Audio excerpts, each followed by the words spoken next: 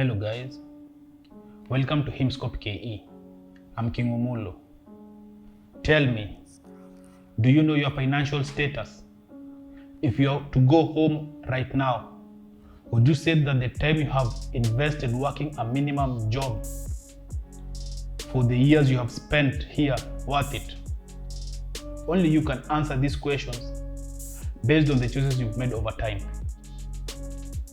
We are wealthier than most of our Kenyan counterparts, yet most of us are stressed about our finances, asking ourselves questions like, am I living above my means even though my income is relatively high?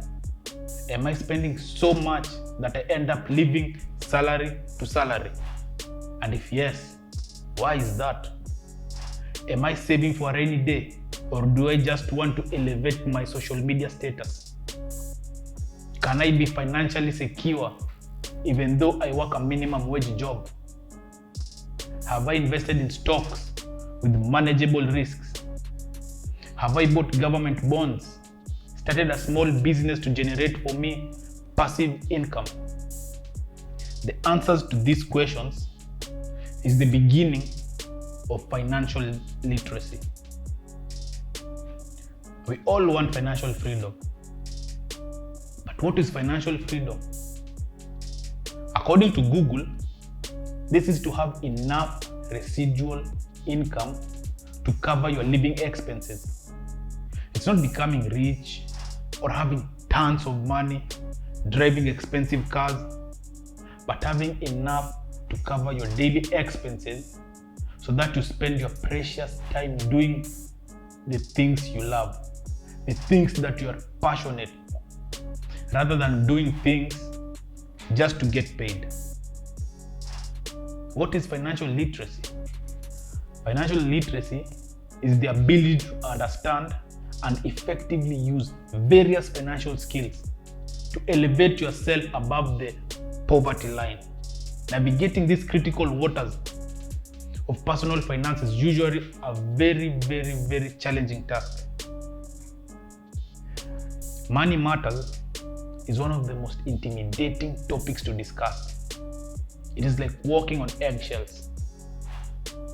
Probably because we feel like we would sound stupid or we don't know much about it, but truth is, the more you talk about these things, the more you understand them. The more you know, the more you can share. There's research that shows that only 0.1% of the Kenyan population own more wealth than the 99.9%. This seems kind of ridiculous. But also, did you know that the richest 10% earn an average of 23 times more than the poorest 10%? Food for thought, you can research on that.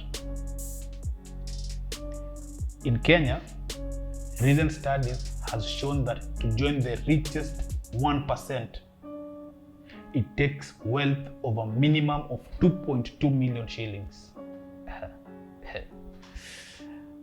I bet some of you are smiling, knowing that you are somewhere near the top percentile. This wealth is described as the net assets of a person, which includes property, cash, equity, and business interests, minus any liabilities like loans, mortgages, etc. According to an article on the International Finance, Kenya has 356 billionaires. 356 billionaires. And it currently holds the 4th position in Africa, following Nigeria at 3rd, Egypt at 2nd, and South Africa at the top position. Of these 356 individuals, 73% are from the capital, Nairobi. And on the contrary, 15.9 million of the 44.2 million Kenyans are poor. And of all these, 36.1% of them live below the poverty line. Some people might argue that financial illiteracy contributes to the unemployment and wealth inequality, because people don't have equal access and knowledge to financial education. You know, this can have a profound impact on your stress level and the capacity to enjoy life totally. But I digress. What about us, expatriates living in the Gulf for over 2 years, and you go home to a lump sum amount of money with no plan, no strategy, just money? Bearing in mind that we easily forget the suffering we underwent before even acquiring the minimum wage job in the first place.